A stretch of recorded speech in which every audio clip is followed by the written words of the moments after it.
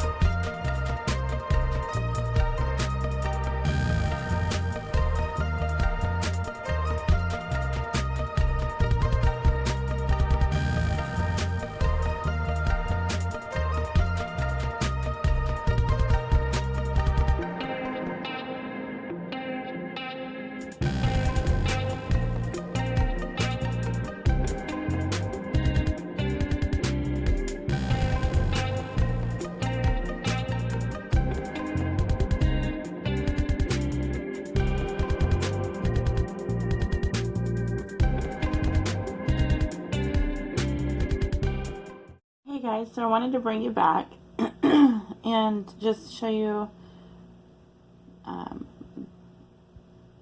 the bars again.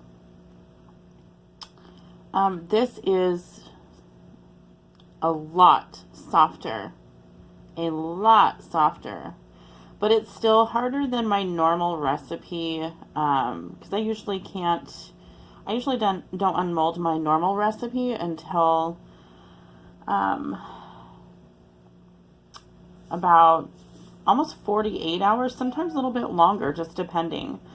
But with a higher lard content, it gets harder much faster.